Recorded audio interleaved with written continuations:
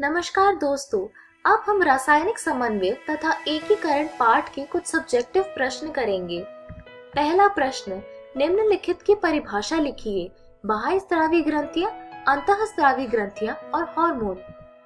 ग्रंथियां जो नलिकाओं में स्राव का स्राव करती है उन्हें एक्सोक्राइन ग्रंथियां के रूप में जाना जाता है। त्वचा में सिबेशियस ग्रंथि, बुक के कैविटी में लार ग्रंथि आदि एक्सोक्राइन ग्लैंड्स की उदाहरण हैं। वे ग्रंथियां जो अपने स्राव को नलिकाओं में नहीं छोड़ती अंतःस्रावी ग्रंथियां के रूप में जानी जाती हैं। इसके बजाय ये ग्रंथियां सीधे रक्त में अपने स्राव का निर्वहन करती है। पिट्यूटरी ग्रंथि, थायराइड ग्रंथि, आदिवृक्क ग्रंथि आदि अंतःस्रावी ग्रंथियों के उदाहरण हैं।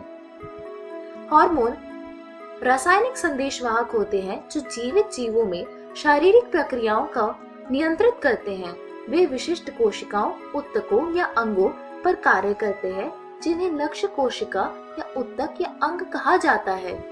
दूसरा प्रश्न, निम्नलिखित के उदाहरण दीजिए। हाइपरग्लाइसेमिक एवं hypoglycaemic hormone, hypercalcaemic hormone, gonadotrophic hormone, progesteronal hormone, रक्त दाब निम्नकारी हार्मोन, एंड्रोजन एवं एस्ट्रोजन। हाइपरग्लाइसेमिक हार्मोन ग्लूकागॉन है, जबकि हाइपोग्लाइसेमिक हार्मोन इंसुलिन है। Parathyroid hormone PTH hypercalcaemic hormone है। ल्यूटिनाइजिंग हार्मोन में कूप उत्तेजक हार्मोन गोनाडोट्रोफिक हार्मोन के उदाहरण हैं। प्रोजेस्टेरॉन एक प्रोजेस्टेरॉनल हार्मोन है। नॉरएड्रेनालिन एक रक्तचाप को कम करने वाला हार्मोन है। टेस्टोस्टेरोन एंड्रोजन का एक उदाहरण है, जबकि एस्ट्रोजन का एक उदाहरण एस्ट्राडियोल है।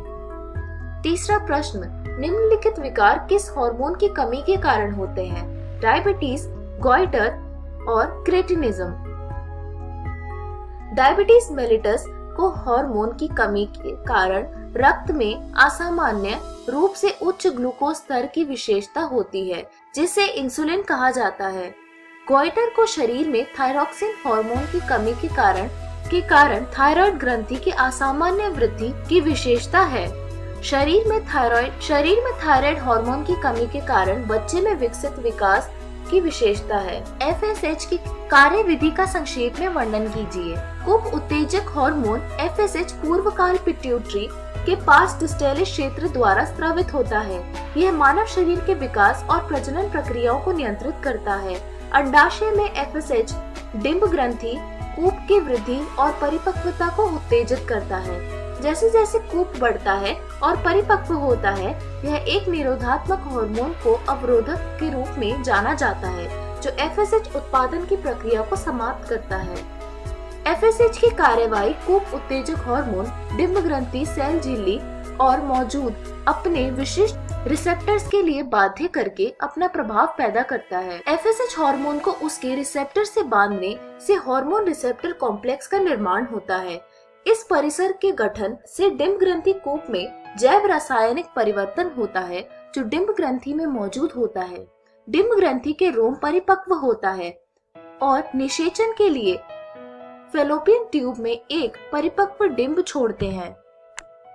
निम्नलिखित हार्मोन के कार्यों के बारे में टिप्पणी लिखिए। Parathyroid hormone, thyroid hormone, thymosin, androgen, oestrogen, insulin एवं ग्लूकागॉन। वह पैराथायराइड हार्मोन पैराथायराइड ग्रंथि द्वारा स्रावित होता है।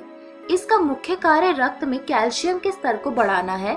ये नेफ्रॉन से कैल्शियम के पुनः अवशोषण को बढ़ावा देता है और यह भी पचने वाले भोजन से कैल्शियम के अवशोषण को बढ़ावा देता है।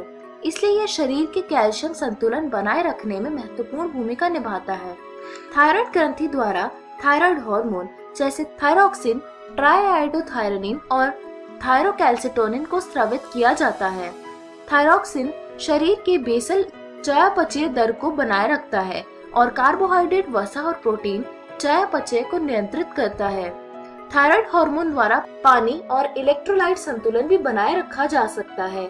थायरोकैल्सिटोनिन या कैल्सिटोनिन रक्त प्लाज्मा में कैल्शियम के स्तर को कम करता है। ये पैराथायराइड हार्मोन के साथ साथ कैल्शियम के स्तर में महत्वपूर्ण भूमिका निभाता है।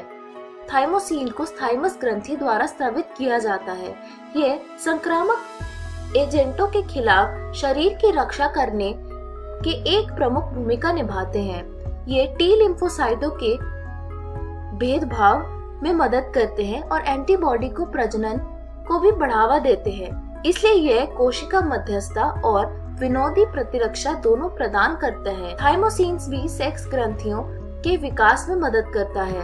वृषण की लेडिक कोशिकाएं टेस्टोस्टेरोन जैसे एंड्रोजन का उत्पादन करती हैं। टेस्टोस्टेरोन एक पुरुष सेक्स हार्मोन है जो माध्यमिक यौन विशेषताओं का विकास और नियंत्रित करता है, जैसे कि चेहरे के बाल, कर्कश आवाज, प्रजनन अंग के विकास आदि। एंड्रोजेंस एपिडिडीमस और प्रोस्टेट ग्रंथियों जैसे विभिन्न पुरुष सहायक अंगों के विकास, परिपक्वता और कार्यों को भी विनियमित करते हैं, जैसे शुक्राणुजन और परिपक्व शुक्राणुओं के निर्माण को उत्तेजित करता है। यह पुरुष के यौन व्यवहार को भी प्रभावित करता है। एस्ट्रोजन महिला सेक्स हार्मोन है जो द्वितीयक सेक्स विशेषताओं जैसे स्तनों का विस्तार और महिला प्रजनन अंगों के विकास को नियंत्रित करता है। यह महिला माध्यमिक विशेषताओं के विकास और परिपक्वता में एक भूमिका निभाता है। यह डिंब ग्रंथि के रोम के बढ़ने में भी मदद करता है। यह महिला यौन व्यवहार को प्रभावित करता है। इंसुलिन और ग्लूकागॉन। ग्लूकागॉन और इंसुलिन अग्नाशय की कोशिकाओं द्वारा स्रावित होते हैं।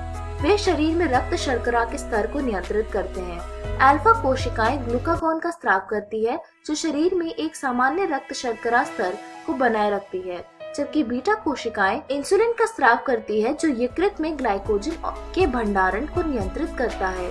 और इसी प्रकार हमारे सारे सब्जेक्टिव प्रश्न समाप्त हुए। धन्यवाद।